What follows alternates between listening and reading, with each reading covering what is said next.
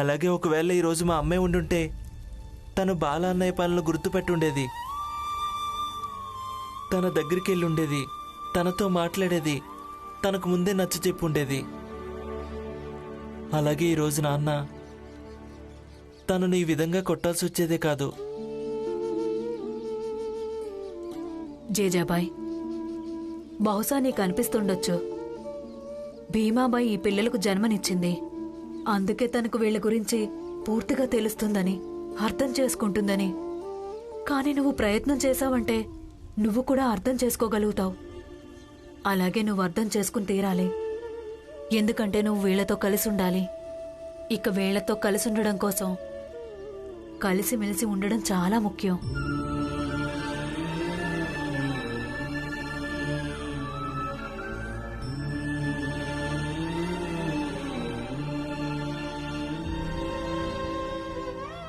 బహుశా మీరు చెప్తోంది నిజమేనేమో.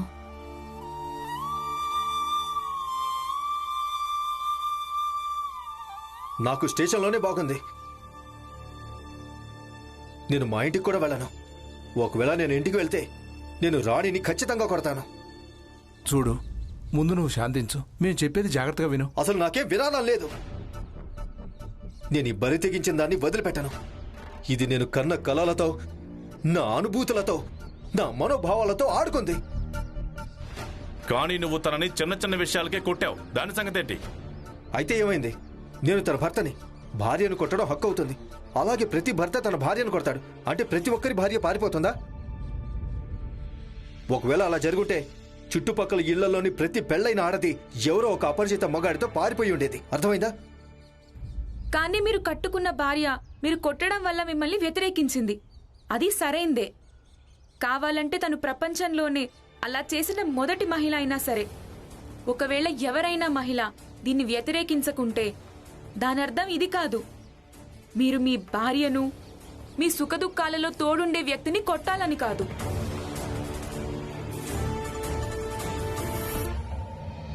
ఇలా చూడు సందేశ్, జరిగిందేదో జరిగిపోయింది. నువ్వు రాణిని ప్రేమించావు కదా, అలాగే తనని నీ ఇష్టంతోనే పెళ్లి చేసుకున్నావు కదా. ఇప్పుడు తనతో కలిసి నీ సంసారాన్ని ఎలా సంతోషంగా ఉంచుకోవాలనేది ఆలోచించు. నాకు ఈ వ్యక్తి దగ్గర ఉండాలనే లేదు. నాకు కూడా నీతో కలిసి ఉండాలని లేదు. సరే, ఉండొద్దు. కానీ కొన్ని రోజుల దాకా నువ్వు తన దగ్గర ఉండి చూడు. సమయం దొరుకుతుంది. అప్పుడు ప్రశాంతంగా ఆలోచించు. ఎవరికి తెలుసు, మీకున్న అన్ని సమస్యలు పరిష్కారం కావచ్చు కదా. రామ్జీ గారు, నేను ఈ వ్యక్తి దగ్గర కొన్ని రోజులు కాదు కదా, ఒక్క రోజు కూడా ఉండలేను. అరే ఒక్కరోజేంటి, నాకు నీతో పాటు ఒక్క క్షణం కూడా ఉండాలని లేదు. నోర్మోయ్, ఇంకేం మాట్లాడుకో. ఒక పక్క రామ్జీ తన కుటుంబం నీకు ఇక్కడ ఉండటానికి సాయం చేశారు, చోటు కూడా ఇచ్చారు. ఇప్పుడు నువ్వు వాళ్లతోనే గొడవ పడుతూ మాట్లాడుతున్నావా?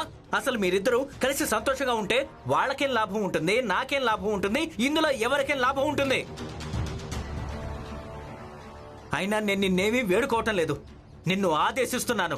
ఇక నుంచి మీరిద్దరూ కలిసి రామ్జీ చెప్పినట్టుగా కలిసే ఉండి తీరాలి. కొన్ని రోజులు కలిసి ఉండండి. ఒకవేళ ఆ తర్వాత కూడా మీ ఇద్దరికి కలిసి ఉండలేము అని అనిపిస్తే అప్పుడు నీకేదనిపిస్తే అది చెయ్యి. ఇక మీ ఇద్దరు మీ ఇంట్లోకి వెళ్ళండి. ఏంటిది?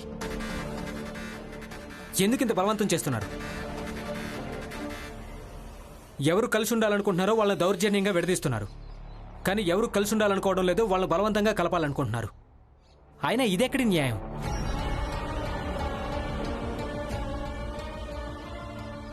బాలా లోపలికి వెళ్ళు. బాలా లోపలికి వెళ్ళు.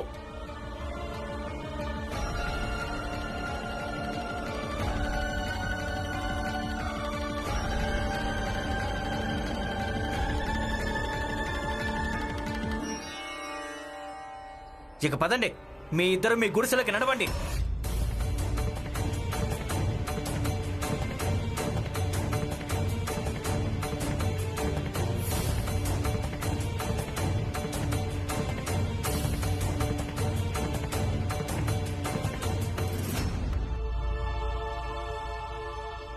నాన్న కూడా అప్పుడప్పుడు ఎలాంటి మాట చెప్తారంటే అది మనుషులు పాటించడానికి చాలా అవసరం. అది చాలా వరకు సామాజిక కట్టుబాట్ల బేడీల నుంచి విడిపోయి ఏది సరైందో అలాగే తప్పు అనే పహారాలలో చిక్కుకుపోయి ఉండిపోతుంది.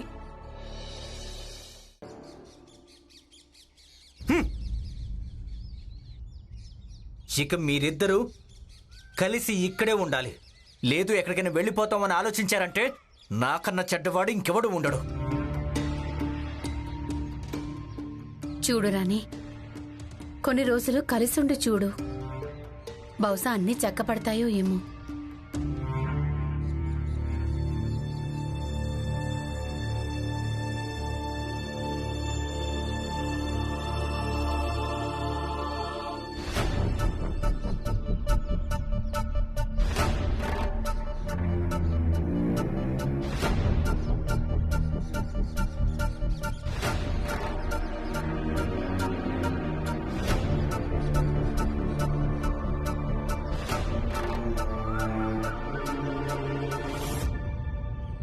ఈ ఇంట్లో వాళ్ళందరూ నన్నే అపార్థం చేసుకుంటున్నారు. అమ్మున్నప్పుడు అప్పుడు కూడా ఇంట్లో వాళ్ళందరూ నన్నే తప్పు పట్టేవాళ్ళు. ఇక అమ్మ పోయిన తర్వాత నాన్న కూడా నన్నే అపార్థం చేసుకుంటున్నారు.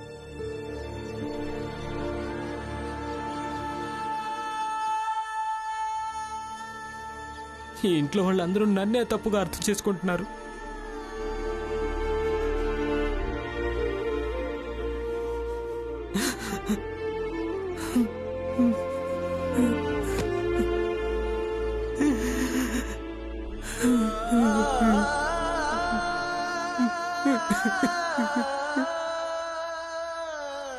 బహుశా నీకు అనిపిస్తుండొచ్చు, భీమాబాయి ఈ పిల్లలకు జన్మనిచ్చింది, అందుకే తనకు వీళ్ళ గురించి పూర్తిగా తెలుస్తుందని, అర్థం చేసుకుంటుందని. కానీ నువ్వు ప్రయత్నం చేశావంటే నువ్వు కూడా అర్థం చేసుకోగలుగుతావు. అలాగే నువ్వు అర్థం చేసుకుని తీరాలి.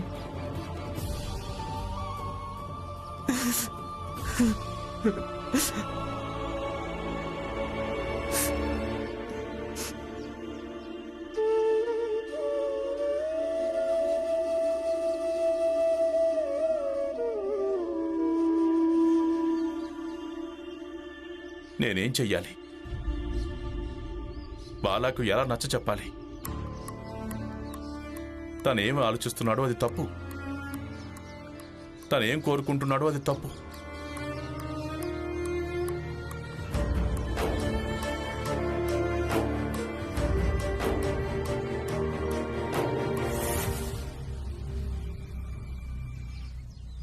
బాలా విషయంలో జరుగుతుంది సరైంది కాదండి.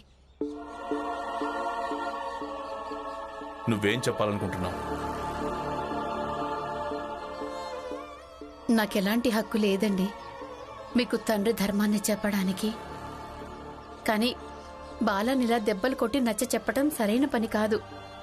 తను ఏడుస్తున్నాడు, అలాగే పదే పదే ఒకటే అంటున్నాడు, అందరూ ఎప్పుడు తననే అపార్థం చేసుకుంటారు అని. కానీ ఈసారి తను ఏదో తప్పు చేశాడని నాకు అనిపించటం లేదండి. ఒకవేళ నేను బాలా స్థానంలో ఉండి ఆలోచిస్తే నాకు ఏమనిపిస్తుందంటే తను కేవలం రాణిని తన భర్త అనే రాక్షసుడి పిడికిల నుంచి విడిపించాలనుకున్నాడంతే. తను కొట్టే దెబ్బల నుంచి విముక్తి కలిగించాలనుకున్నాడు. ఒకవేళ ఎవరైనా ఎప్పుడైనా ప్రేమించినప్పుడు ఈ విధంగానే ఆలోచిస్తూ ఉంటారు. ఆమె జీవితాన్ని తన జీవితంలో కలుపుకొని ఒక మంచి జీవితం గురించి కలలు కంటూ ఉంటారు కదా. బాలా కూడా ఇలాగే కల కన్నాడు, అలాగే రాణికి కూడా అదే కలని చూపించాడు. ఇక మీరే చెప్పండి, ఇందులో తప్పే ఉందండి? జీజాబాయ్, అలా ఒకరి భార్యను తీసుకుని పారిపోవడం తప్పు. బహుశా నువ్వు ఏ స్థానంలోంచి చూస్తున్నావో ఆ స్థానం నుంచి నీకు కనిపించడం లేదేమో. కానీ ఏ స్థానం నుంచి సమాజం చూస్తుందో అక్కడి నుంచి బాలాది తప్పే కదా. ఒకవేళ బాలా రాణిని నిజంగానే ప్రేమిస్తుంటే తన సంసారాన్ని కూల్చేసి తనకు మంచి జీవితాన్ని ఇవ్వడానికి బదులు తన ఇంట్లోని సమస్యల్ని పరిష్కరించేవాడు, తన భర్తకు నచ్చ చెప్పేవాడు. ఒకవేళ భార్యాభర్తల గొడవ కారణంగా సంసారం కూలుతుంటే, నాశనం అవుతుంటే ప్రపంచంలో ఒక్క ఇల్లు కూడా మిగలదు. అలాగే ఒక్క కుటుంబం కూడా ఉండదు. సమాజం కేవలం చెడే ఆలోచించదు. సమాజం చేసే కొన్ని పనులు సరైనవే ఉంటాయి. ఇక వాటిని మనం పాటించి తీరాల్సి ఉంటుంది. బాలా తప్పు చేశాడు. తన తప్పు సరిదిద్దడం నా కర్తవ్యం అవుతుంది, నా పని కూడా. ఇక నేను అదే చేస్తున్నాను. ఆశ్చర్యంగా ఉందే. మీరెప్పటి నుంచి సమాజం గురించి బెంగపడ్డం మొదలుపెట్టారు? మీరు నిజం ఇంకా న్యాయం కోసం సమాజాన్ని వ్యతిరేకిస్తారని పెద్ద పేరుంది కదా. మరి ఈరోజు ఏమైంది? ఒక తండ్రి నిస్సహాయత ఇదే అవుతుంది. తను కూడా ఒక సమాజంలోనే ఉండి పిల్లలను పెంచి పెద్ద చేయాల్సి ఉంటుంది. కొడుకు భవిష్యత్తుకు మార్గం వేయాల్సి ఉంటుంది. కూతుళ్లకు పెళ్లి చేయాల్సి ఉంటుంది. అందుకే ఎన్నెన్నో ఆలోచించాల్సి ఉంటుంది, అర్థం చేసుకోవాల్సి ఉంటుంది, చూడాల్సి ఉంటుంది.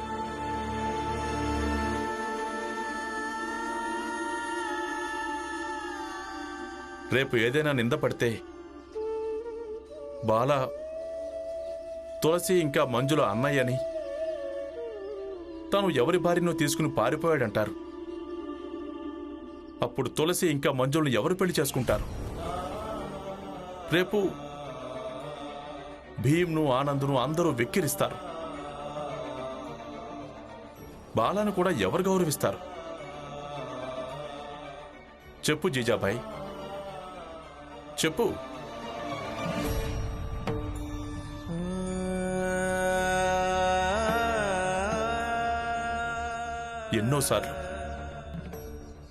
ఎన్నోసార్లు తండ్రి తన పిల్లలకు శిక్ష వేసి సమాజం వేసే శిక్ష నుంచి కాపాడుకుంటాడు. ఇక ఈ తండ్రి ఇప్పుడు అదే చేస్తున్నాడు.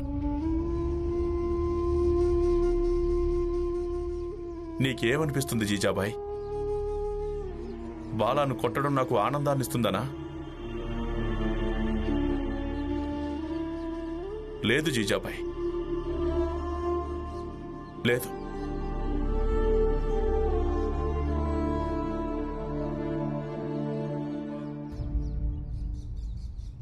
జీజాబాయ్, బాలా బాగా ఏడుస్తున్నాడు.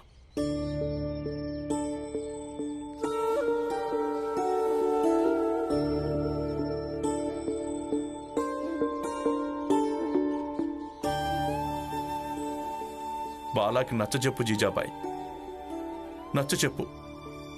లేదంటే అంతమైపోతుంది, అంతమైపోతుంది.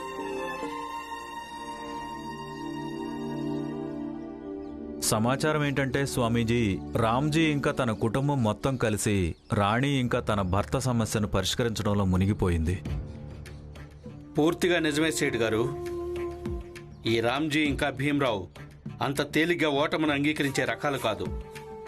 వాళ్ళు ఖచ్చితంగా ఏదో ఒకటి చేసి ఈ సమస్యను పరిష్కరించడానికి సంపూర్ణంగా ప్రయత్నం చేస్తారు. కానీ అది పరిష్కారం కాదు పండితులు గారు. నిజానికి ఇంకా సందిగ్ధం అవుతుంది. ఇక మీరు గుర్తుపెట్టుకోండి, ఈ సందిగ్ధంలో శవాలు రాలుతాయి. శవాలు రాలుతాయంటే? కావాలంటే దీన్ని ఉంచుకోండి. దీన్ని నేనేం చేసుకుంటాను? బాలా మీ భార్యను తీసుకుని లేచిపోయాడు. ఒకవేళ భీమ్రావు తనను వెతికి తీసుకొస్తానని చెప్పాడంటే తను తప్పకుండా తీసుకొస్తాడు. ఇక ఎప్పుడైతే వాళ్ళు బాలాను తీసుకుని వస్తారో మీరు తన అంతు చూడండి. ప్రతీకారం తీర్చుకోవాలి కదా. నేనే కాదు, ఆ రాణి భర్త కూడా. స్వామీజీ, మేమిద్దరం ఒకే జాతి వాళ్ళం. అలాగే మా శత్రువు జాతి కూడా ఒక్కటే. తన శత్రువు బాల. ఇక ఎవరైతే వెళ్ళి ఆ చిన్న జాతిలో కలిశారో తను నా శత్రువు, నా తమ్ముడు మంగేష్.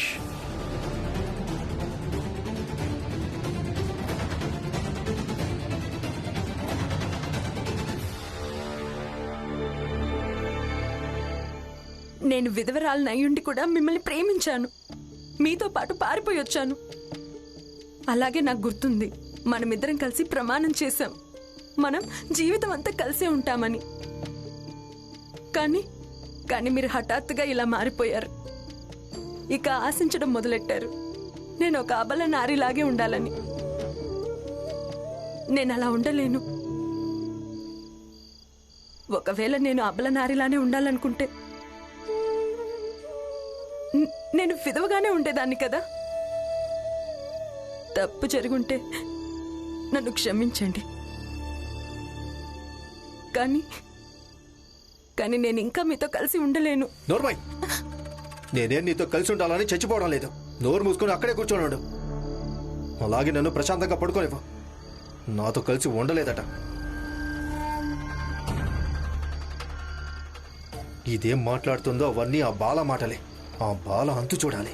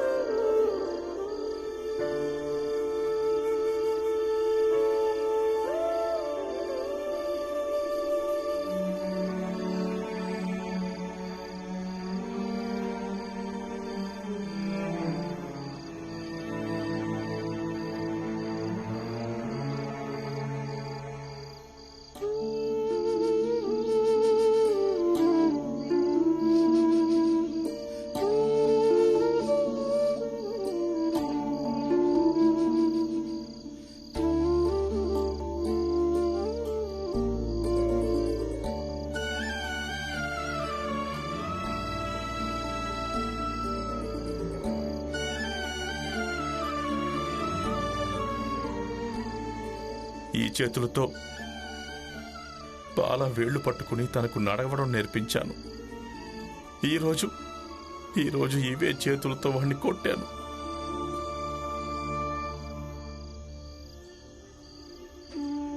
బాల, నీతో చాలా కఠినంగా ప్రవర్తించాను. నీ మీద చేయి చేసుకున్నాను. ఈ విషయంలో నేను జీవితం అంతా పశ్చాత్తాపడతాను. కానీ నీకు ఇప్పటికీ ఈ విషయం తెలియడం లేదు.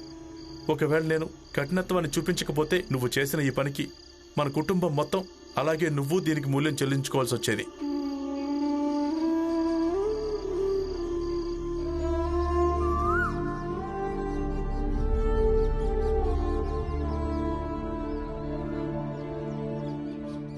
బాలా, చాయ్ తీసుకో. నాకు తాగాలని లేదు. సరే అయితే తాగొద్దులే. కానీ చాయ్ మీద కోపాన్ని చూపించడం వల్ల సమస్యకైతే పరిష్కారం లభించదు కదా. అలాగే ఇప్పుడు ఎలాంటి పరిస్థితి ఏర్పడిందో దాంట్లోంచి నువ్వు బయటపడలేవు నాన్న. అలాగే మేం కూడా. నేనేం దాని మీద కోపం చూపించడం లేదు. అలాగే నేను ఎలాంటి పరిస్థితుల్లోనూ బయటపడాలనుకోవడం లేదు. మీరంతా మీ గురించి ఆలోచించుకోండి, నా గురించి నేను ఆలోచించుకుంటాను. బాలా, నేను నీకు సవతి తల్లినే కావచ్చు, కానీ తల్లినే కదా. ఇక నాకు నీ గురించి ఎంతగా తెలుసు. దాంతో నేను ఒకటైతే ఖచ్చితంగా చెప్పగలను. అన్నా చెల్లెళ్ళందరిలో అందరికంటే నీకే చాయ్ ఎక్కువ ఇష్టం. బాలాకి నచ్చజెప్పు జీజాబాయ్, నచ్చజెప్పు. లేదంటే అంతా అంతమైపోతుంది. ఇలా చూడు బాలా, మనది అంటూ ఏమీ ఉండదు. మనలో మనకు ఎన్ని గొడవలున్నా సరే అందరం కలిసి ఉంటున్నాం. మరి తన పర అంటూ అలాంటివి ఏమీ ఉండవు బాలా. ఎవరి మీద కాకపోయినా సరే మీ నాన్న మీదైనా నువ్వు నమ్మకం ఉంచు. నీకు తెలుసా బాలా, నాకు కూడా మా అమ్మ లేదు. అందుకే ఎక్కువ సమయం నేను కూడా మా నాన్నతోటే ఉండేదాన్ని. ఇక ఆయనతో ఉండి ఇది నాకు అర్థమైపోయింది బాలా. ఏ తండ్రైనా సరే తన పిల్లల గురించి ఎప్పుడు చెడుగా ఆలోచించలేడు కూడా. ఎలా అయితే మా నాన్న నా గురించి ఎప్పుడు చెడుగా ఆలోచించలేదో అలాగే మీ నాన్న కూడా నీ గురించి ఎప్పుడు చెడుగా ఆలోచించడు బాలా.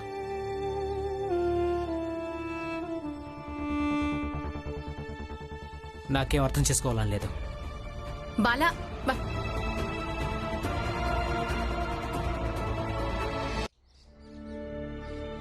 జీజాబాయి వాడు బాల కూడా అర్థం చేసుకుంటాడు. ఇంకా చిన్న వయసే కదా. మీరేమీ బాధ పెట్టుకోకండి.